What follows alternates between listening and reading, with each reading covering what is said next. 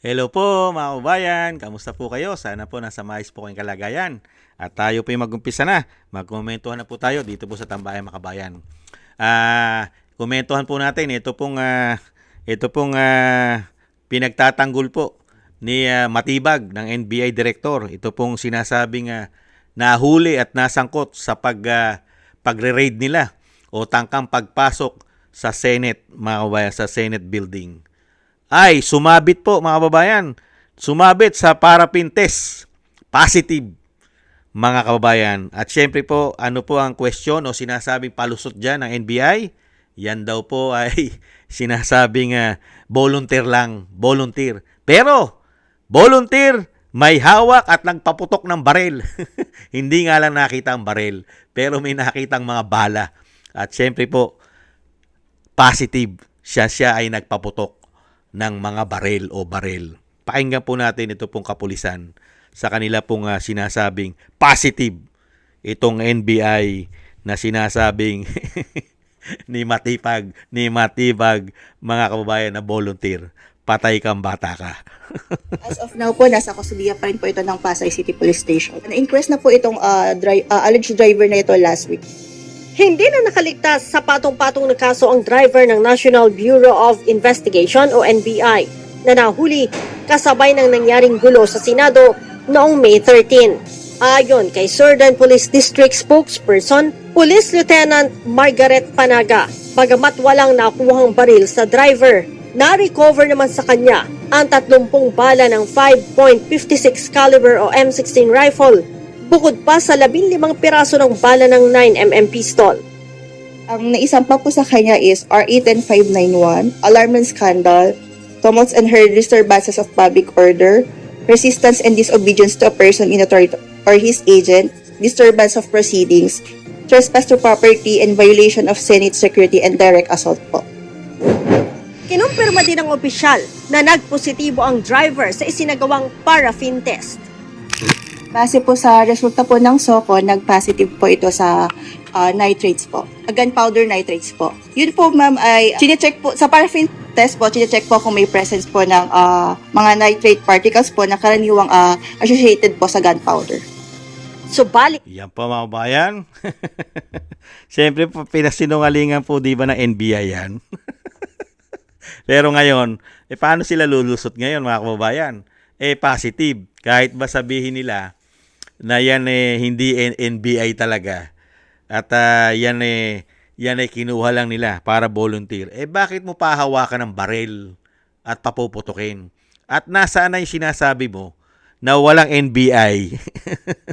Walang NBI sa Senado. Samantalang yung NBI nando sa GSIS nakadikit at isang building ng Senado. At bakit siya nadampot? Dahil nga naiwanan ng gamit. Hindi kaya? Ito po yung mga nakaraang pahayag ni Matibag. Basahin po natin. Yan po kasi pahayag niya sa mga media. Di ba? Sabi niya nga kung allowed, humawak ng baril. Sabi niya, yung driver, yung po kasi yung nakita na naglalakad. Sabi niya, naglalakad, pinahawak, pero yung actual naman na pangyayari, wala naman po siyang access po doon na baril na hawak-hawak po niya. Director Matibag, NBI. Ayon naman po dito sa Police Lieutenant Margaret Panada, ayon po kay Ma'am Panada, based sa result, positive po.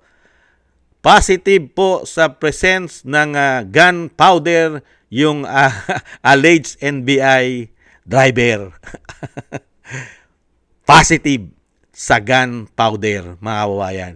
Pero pagdating po kay Matibag, mga kababayan, hindi naman daw po nakita na naglalakad na may hawak-hawak ng baril. Pero yung actual na pangyayari, wala naman daw. Wala naman daw po na siyang access. Wala daw po siyang access doon sa baril na sinasabi na hawak-hawak po niya. Ayon po yan kay Matibag. Nakita niyo po. Sino po ngayon ang nagsisinungaling? Sa napakarami pong palusot para lang po mapagtakpan ang kanilang pagre-raid o ang kanilang operasyon para po makuha si Bato de la Rosa, si Senator Bato. Para lang po, operation po yan eh. Hindi kaya? Pumalpak eh. Ngayon, puro palusot po. Sino ko ngayon na nagsisinungaling? Ito pong kapulisan na nag-test po doon sa nahuling sinasabing driver na NBI pero volunteer lang daw.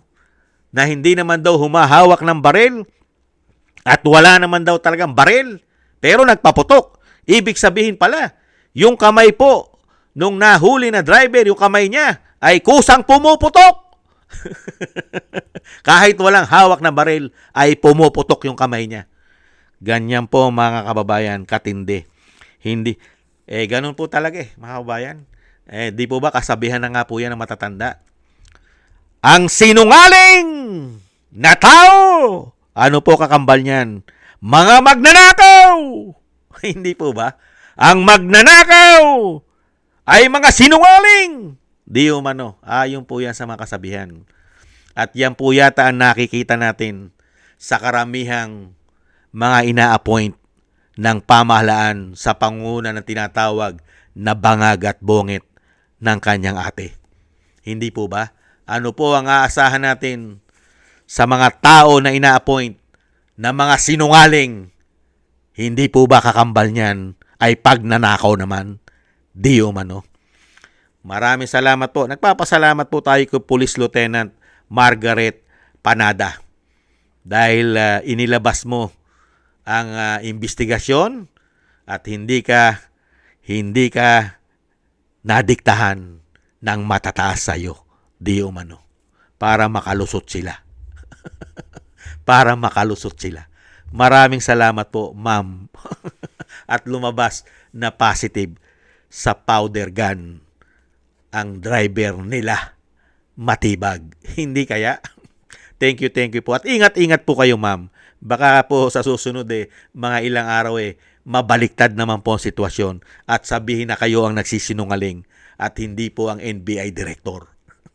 Hindi po ba? Ingat-ingat po. Baka po kayo masibak at baka po kayo ipadala sa Mindanao dahil alam naman po natin ang mga kumakalaban at kumukontra sa pamahalaan ay nagkakaproblema yata. Hindi po ba mga kababayan? Kaya ingat-ingat po kayo, Ma'am Margaret. Baka po isang araw mabalitaan namin, ipinatapo na rin po kayo sa Mindanao. Hindi po ba? Baka pinatapo na kayo. Ganon po sila Matitindi po mga kababayan para lang mapagtakpan ang kanilang mga kawalang hiyaan, di umano. Dahil nga sa kasakiman, sa kapangyarihan, at sa pera ng taong bayan. Hindi po ba? Maraming salamat po sa gusto po natin tambayan mga kabayan sa YouTube at TikTok. At ganoon din po sa ating mga subscribers. At patuloy po nagsusubscribe. Thank you po sa inyo. Mabuhay po kayo. At sa mga nagko-comment, like, share, and subscribe, thank you po mga kababayan. Shoutout po sa inyo lahat. At ingat-ingat po kayo. At thank you rin po sa mga nagbibigay po ng tulong at biyaya. Shoutout po kay Eric Hershaw ng Canada, Kingston ng Hong Kong, Beichi Chiyoko, Jake Yahut ng Maisog, California, USA, Gina Ray ng Solidides ng Berlin, Germany, Julieta Silona ng Sydney, Australia, Baby Roman, Ate Isa ng Cagayan, Jem Aris ng United Arab Emirates, Jobilin Watanabe ng Japan, ako si Pilam, ni Joe, Chodorico Erguisa Jr., Arpel Villacorta, Wills Bubbles, Rosalina, Michelle Yamaguchi, Norma Garcia, Gayat Sena, Tatay Nick ng Canada o Tatay Nick ng Toronto, Canada, Nancy Lumampaw, Balance Vision TV, Jesus Valdepena, Rolando Guerrero, Mila Yi, Felipe Shapno ng Texas, USA, Rolando Timbol ng Alberta, Canada, Ma'am Elby at Sir Manny ng North Miami, Florida, USA, Arthur Estraniero ng USA, Melchorita Espinosa ng Orlando, Florida, USA, Mika Legaspi at Frank Zamora ng California, USA.